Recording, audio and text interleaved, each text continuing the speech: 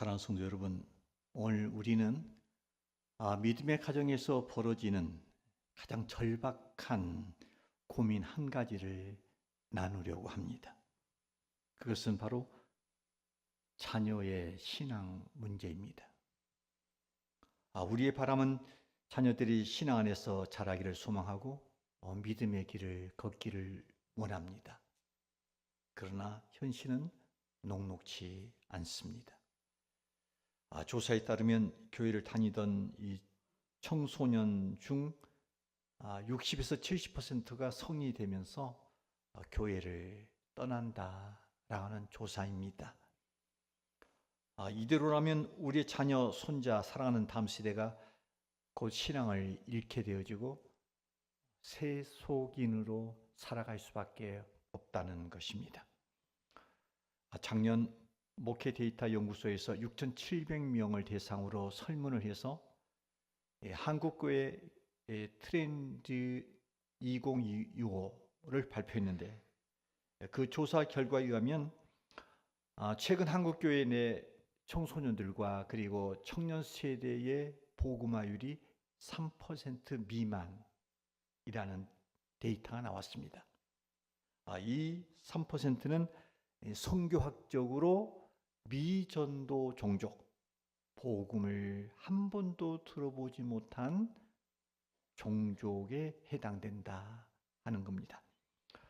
이만큼 심각한 상황이 우리의 다음 세대의 신앙의 상황입니다. 오늘날 자라는 다음 세대 이들이 교회를 이탈하고 신앙 약화는 곧 한국교회의 큰 도전이 아닐 수 없습니다. 다음 세대가 신앙을 이탈하고 교회 청년층 감소를 보면서 우리는 지금 준비하지 않으면은 우리의 다음 세대는 믿음의 계보에서 전혀 다른 세대로 등장하게 될 것입니다. 일부 부모들의 착각 가운데 하나는 내 자녀가 아직 어리기 때문에 지금 그 아이들이 믿음이 없지만은 그들이 커가면서 지성과 영성으로 깨우쳐 하나님을 알고 하나님을 잘 섬길 것이다 라고 하는 환상을 가지고 있다는 것입니다. 그러나 분명히 아셔야 됩니다. 믿음이란 자동으로 계승되지 않습니다. 신앙이란 자동으로 유전되지 않습니다. 믿음은 인간의 혈통이나 문화적 환경을 통해서 자동으로 전수되지도 않습니다. 요한복음 1장 12절 13절에 보면 우리 주님이 이렇게 말씀하셨습니다. 함께 읽겠습니다. 함께 읽을까요? 시작. 영접하는 자 곧 그 이름을 믿는 자들에게는 하나님의 자녀가 되는 권세를 주셨으니 이는 혈통으로나 육종으로나 사람의 뜻으로 나지 아니하고 오직 하나님께로부터 난 자들이니라. 신앙은 오직 하나님을 만나는 개인적인 결단과 하나님의 은혜를 통해서 신앙은 주어진다는 것입니다. 믿음의 가정에서 태어났다고 혈통적으로 육종으로 믿음의 사람이 되는 건 아닙니다. 아무리 경건한 환경에서 자라더라도 복음을 의도적으로 교육하고 세상의 변화 속에서 새 생명을 갖는 이 경험이 없으면 그 누구도 하나님으로부터 멀어질 수밖에 없고 세속화, 죄로 기울어질 수밖에 없다는 것입니다. 죄의 본성을 가진 인간은 스스로 자원하여서 하나님을 경외하고 하나님을 주인으로 삼는 그 신앙을 따르기를 거부합니다.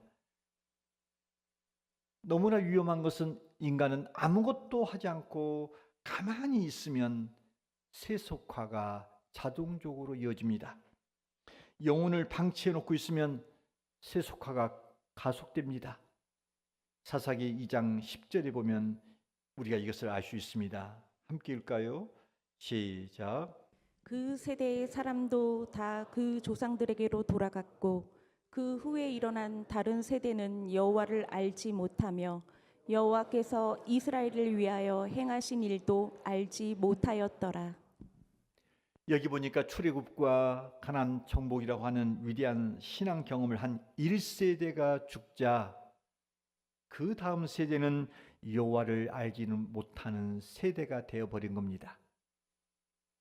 하나님을 경험했던 세대에서 하나님을 알지 못하는 세대로 그 시간적인 유격의 간격은 단 한 세대에 불과했습니다.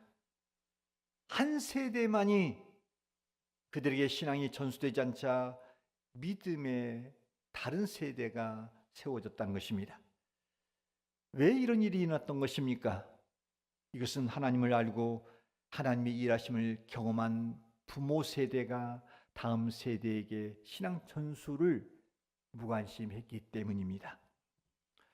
아무리 뜨거웠던 신앙도 다음 세대의 복음이 전수되지 않으면 한 세대 만에 모든 것들이 사라진다 하는 역사적인 교훈입니다. 그렇습니다. 19세기만 해도 유럽은 기독교 문명이 꽃피던 곳이었습니다. 하지만 유럽의 이 산업화와 세속화가 급속히 진행됩니다.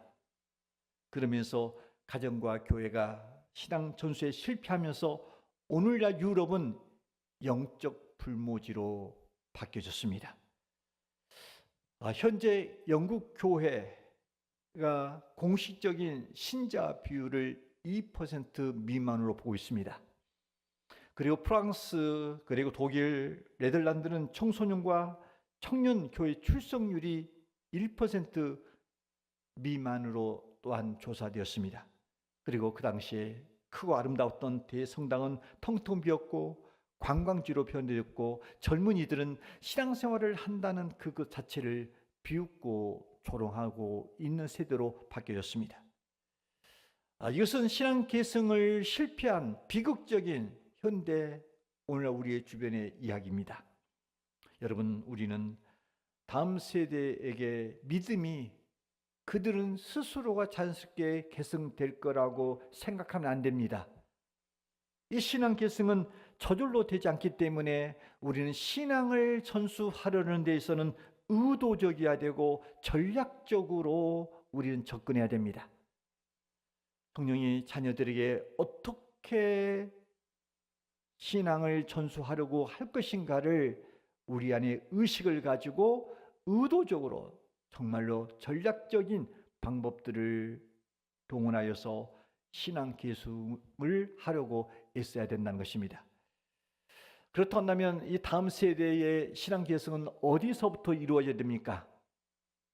신앙 계승에서 제 최일선은 가정입니다. 가정 안에서 믿음을 보여주고 가정 안에서 믿음을 들려주고 가정 안에서 살아가야 이것이 신앙 계승이 된다는 것입니다. 그런 면에서 이 신앙 계승은 부모의 사명입니다. 신앙 계승은 부모들이 하나님으로부터 부여받은 거룩한 명령입니다. 신명기 6장 오늘 말씀 4절 7절은 이렇게 말씀하고 있습니다. 함께 읽을까요? 시작. 이스라엘아 들으라. 우리 하나님 여호와는 오직 유일한 여호와이시니 너는 마음을 다하고 뜻을 다하고 힘을 다하여 내 하나님 여호와를 사랑하라. 오늘 내가 네게 명하는 이 말씀을 너는 마음에 새기고 내 자녀에게 부지런히 가르치며 집에 앉았을 때든지 길을 갈 때든지 누워 있을 때든지 일어날 때든지 이 말씀을 강론할 것이며. 여러분 7절은 말합니다. 내 자녀에게 부지런히 가르쳐라. 하나님은 신앙 계승을 부모의 선택상으로 두지 않았습니다. 강하게 명령했습니다. 부지런히 가르쳐라. 가정이 신앙 계승의 최일선이 되려면 오늘 이 6절 7절 말씀에서 두 가지를 먼저 선행해야 됩니다. 그 첫째는 뭐냐면 부모가 먼저 말씀을 마음에 새겨야 한다는 겁니다. 6절이 말합니다. 오늘 내가 네게 명하는 이 말씀을 너는 마음에 새기고, 곧 신앙의 계승자인 부모의 마음에 말씀이 새겨져 있어야 됩니다. 먼저 부모가 말씀의 사람이 되어야 합니다. 먼저 부모들이 하나님 말씀을 사랑하고 그 말씀을 지켜 행하는 사람이 되어야 된다. 이게 전제입니다. 그 다음에 삶의 전 영역에서 자녀에게 말씀을 부지런히 가르치라는 겁니다. 7절 이하에 보니까 부지런히 가르치는데 그 영역이 삶의 전 영역이라는 겁니다. 집에 앉아 있을 때든지 길을 걸을 때든지 밤에 누워 있을 때든지 아침에 일어날 때든지 즉 삶의 전 영역에서 자녀들의 말씀을 강론하라. 이 강론이란 말씀을 해설해 주고 그리고 이 말씀을 삶 속에서 어떻게 적용할 수 있을까를 구체적으로 가르쳐 주라는 겁니다. 단순히 성경이나 읽어 기도를 해 이 정도가 아니라 아이들에게 자녀들에게 삶 속에 적용할 수 있도록 그렇게 부모들이 부지런히 가르치라는 겁니다. 여러분, 가정이라고 하는 것은 신앙교육의 제1차 기관입니다. 아무리 교회가 훌륭한 프로그램을 가지고 진행을 한다 해도 가정에서 신앙교육이 병행되지 않으면 이 신앙은 전수되지 않습니다. 성경에 나타난 디모데를 보십시오. 그는 참으로 훌륭한 목회자였습니다. 그런데 그 목회자가 되기까지 그의 믿음은 가정에서부터 시작됩니다. 디모데후서 1장 5절이죠. 함께 읽겠습니다. 시작. 이는 내 속에 거짓이 없는 믿음이 있음을 생각함이라. 이 믿음은 먼저 내 외조부 로이스와 내 어머니 유니게 속에 있더니 내 속에도 있는 줄을 확신하노라. 디모데는 사도 바울에게 복음을 들었지만 그 내면의 신앙의 씨앗은 가정에서 심겨졌던 겁니다. 디모데는 사도 바울의 제자이기 전에 그는 가정의 신앙의 열매였습니다. 외할머니 로이스, 어머니 유니게 이 두 바로 사람을 통해서 디모데에게는 진실한 믿음이 심겨졌던 겁니다. 그러니까 외조모와 어머니가 말씀으로 키웠기에 믿음이 디모데에게 뿌리를 내릴 수 있었다는 것입니다. 특별히 사도 바울이 디모데후서 3장 14절 15절에서는 이렇게 말씀합니다. 함께 읽을까요? 시작. 그러나 너는 배우고 확신한 일에 거하라. 너는 내가 누구에게서 배운 것을 알며 또 어려서부터 성경을 알았나니. 디모데는 어렸을 때부터 성경을 알았습니다. 그런데 성경을 어렸을 때부터 알게 하신 이가 누굽니까?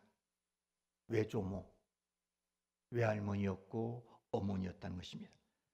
어린 시절부터 외할머니와 그리고 어머니가 말씀이 디모데의 삶의 세계관과 가치관과 인생의 기준이 되도록 그 내면에 차곡차곡 심어줬다는 것입니다.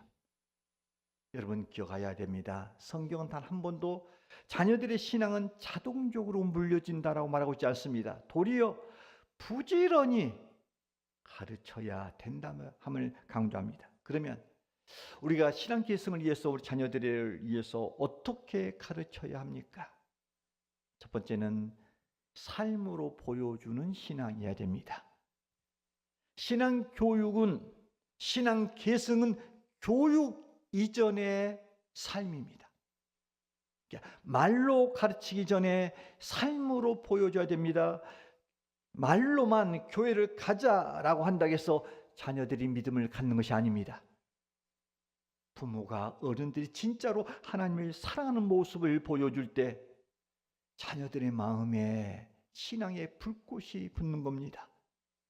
부모가 신앙으로 삶을 살아낼 때 자녀는 그 믿음을 봅니다, 느낍니다, 그리고 받아들인 겁니다. 심리학에서도 아이들은 부모의 말을 듣지 않고 부모의 행동을 본다라고 말합니다. 자녀들은 고난의 순간에 부모가 하나님을 어떻게 의지하고 붙드는가 모습을 살펴봅니다. 부모가 참으로 어떻게 기도하고 있는가를 살펴봅니다. 역경 가운데 부모가 입술에서 어떤 말이 나오는가 감사의 모습을 봅니다. 부모가 관계 속에서 사랑을 베풀고 용서의 모습을 보면서 아이들이 자랍니다. 부모가 말씀에 순종하는 모습을 보면서 그 마음속에 신앙인이란 이런 가치관과 삶의 양식과 이 대인관계를 이렇게 하는 거구나 라고 하는 그러한 신앙의 불꽃을 자기에게 피우는 겁니다. 자녀들은 부모의 가르침이 아니라 부모의 삶을 통해서 배우는 겁니다. 저는 오래전에 한 연예인의 간증을 들은 적이 있습니다. 그 연예인은 이 고등학교 때까지 교회를 출석하다가 대학에 들어가면서 그가 이렇게 연예인으로 발탁되어집니다. 그의 인기는 점점 올라갑니다. 그런데 그의 신앙은 점점 타락해 갑니다. 교회도 끊고 기도도 멈추고 세상 유혹에 깊이 빠져갑니다. 이를 바라보는 그의 어머니는 속이 타갔습니다. 그런데 그가 방황하던 그 연예인이 어느 날 극적으로 하나님 앞에 돌아옵니다. 그가 하나님 앞에 돌아왔을 때 그는 사람들 앞에서 눈시울을 붉히면서 이렇게 말했습니다. 어느 날 새벽에 집에 흥건하게 술을 취하여 들어왔는데 부모님 이 방문이 살짝 열려 있더랍니다. 그러면서 어머니가 그 방에서 무릎을 꿇고 기도를 하는데 새벽까지 들어오지 않는 자신을 위해서 골방에서 자신의 이름을 부르며 눈물로 기도를 하더랍니다. 그 순간 그는 깨달았다는 겁니다. 나는 잊어도 하나님은 나를 포기하지 않으셨구나. 내 인생은 단 한 사람의 끈질긴 기도 때문에 나는 다시 하나님께 붙들렸습니다. 라는 고백을 하는 것을 들었습니다. 그 연예인은 제 세대 사람들은 아시나 고은하 권사님의 간증입니다. 그러니까 이 고은하 권사님은 골방에서 들려오는 어머니의 기도 소리에 주께로 돌아와 하나님의 이름을 높이는 간증의 주인공이 되었던 것입니다. 여러분, 우리의 자녀들은 부모의 지식, 크리스찬의 문화 이것 때문에 신앙을 계승하는 게 아니라 부모가 삶 속에서 어떻게 살아내고 있느냐를 보고 믿음은 저런 거구나, 저렇게 고귀한 거구나 이렇게 전수받는다는 것입니다. 여러분, 자녀들은 부모가 말한 대로 살지 않습니다. 우리의 자녀들은 부모가 사는 대로 다만 살 뿐입니다. 그런즉 여러분 삶 속에서 신앙을 보여주기를 주의 이름으로 축원합니다. 또 하나 우리가 신앙을 계승하기 위해서 해야 될 일이 하나 있습니다. 그것은 끊임없이 중보 기도가 뒷받침되어야 됩니다. 여러분, 자녀의 마음을 변화시키는 것은 오직 하나님이십니다. 하나님의 마음을 움직여 하나님의 그 작동의 역사가 우리 자녀들에게 이어지려면 부모는 매일 우리 자녀들의 영혼을 놓고 기도해야 됩니다. 야고보서 5장 16절은 이렇게 말합니다. 의인의 간구는 역사하는 힘이 크다. 여러분, 이 말씀을 믿습니까? 여러분, 한 영혼을 구원하는데 걸리는 시간은 오래 걸릴 수 있습니다. 그러나 분명한 것은 하나님은 결코 자녀를 향한 부모의 기도를 외면하지 않습니다. 눈물로 씨앗을 뿌린 자 반드시 기쁨으로 단을 거둘 날이 있다는 것입니다. 역사적으로 부모의 기도로 주 앞에 돌아온 역사적인 인물들이 있습니다. 어거스틴이 그 중에 한 사람입니다. 그는 초기 교회 가장 위대한 신학자 중에 한 사람이었습니다. 그의 어머니가 모니카입니다. 이 어거스틴은 어렸을 때부터 방탕한 생활을 합니다. 그리고 그는 불신앙을 가질 뿐 아니라 더 나아가서 그는 젊은 날에 향락에 빠집니다. 이단에 빠집니다. 그럴수록 어머니의 그 모니카의 기도는 중단되지 않고 계속되어집니다. 마침내 그의 기도가 40년을 채웁니다.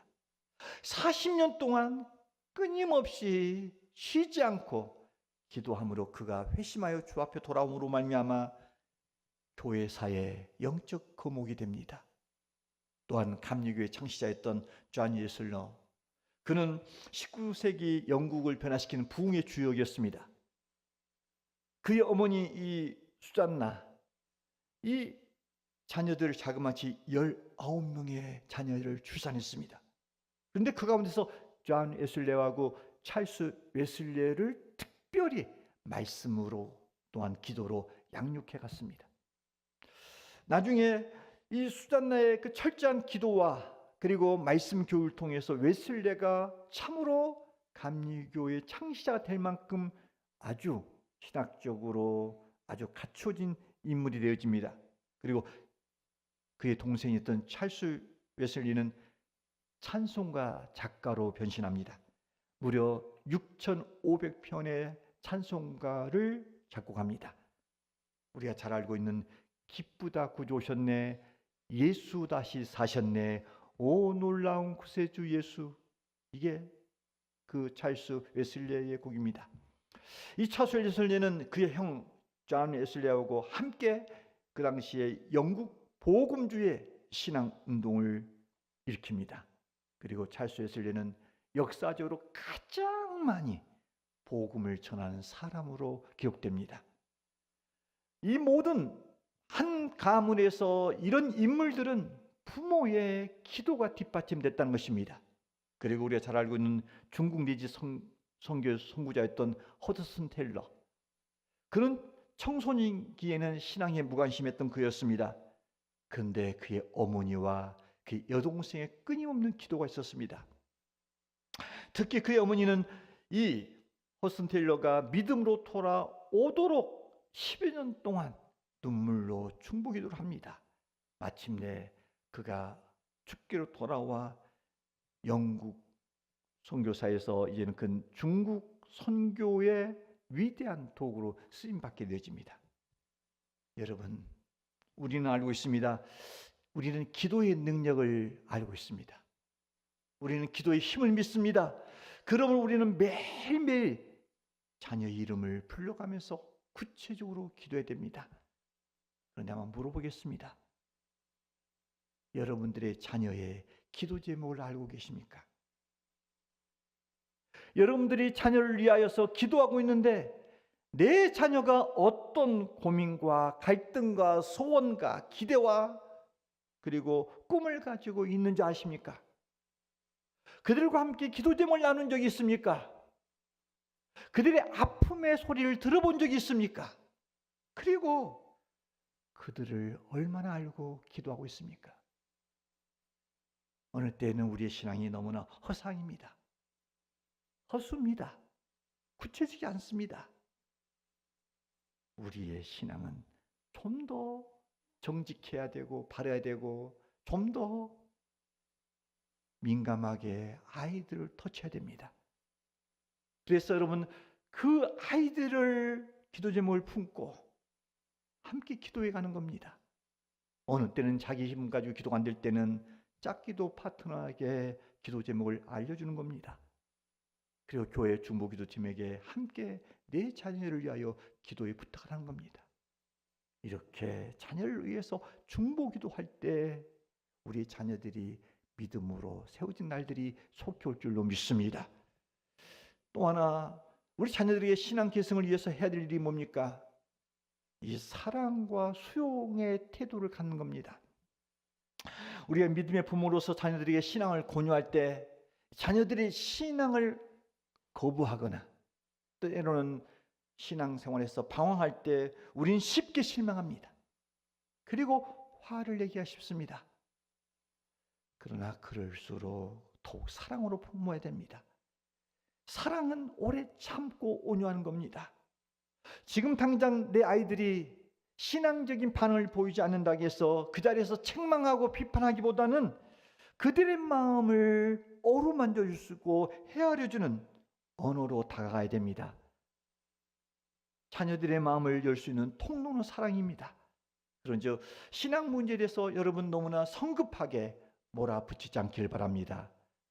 아이들에게 흔들림이 있을 때, 신앙을 거절할 때, 그래, 엄마 아빠는 그래도 늘 너를 위하여 기도하고 있단다 라는 말을 통해서 자녀들의 마음을 어루만지게 되어지면 바로 그것이 또한 자녀들의 마음을 여는 하나의 통로가 될 수 있습니다. 더 나아가서 우리 자녀들에게 신앙을 계승을 위해서라면 자녀들에게 신앙의 추억을 만들어 주고자 있음이 필요합니다. 디모데후서 3장 15절은 이렇게 말합니다. 너는 어려서부터 성경을 알았나니. 어려서라고 하는 그 때를 말하고 있습니다. 여러분, 어린 시절의 믿음의 경험은 쉽게 사라지지 않습니다. 우리는 어린 시절에 들었던 메시지는 기억나지 않지만은 어렸을 때 경험했던 영적인 감흥은 여전히 남아 있습니다. 제가 초등학교 5학년 때까지 한 1년 미만으로 교회를 다녔던 것 같습니다. 그래서 서울에 올라와서부터는 교회를 다니지 않았습니다. 그런데 교회 그러면은 제 안에 감흥이 있습니다.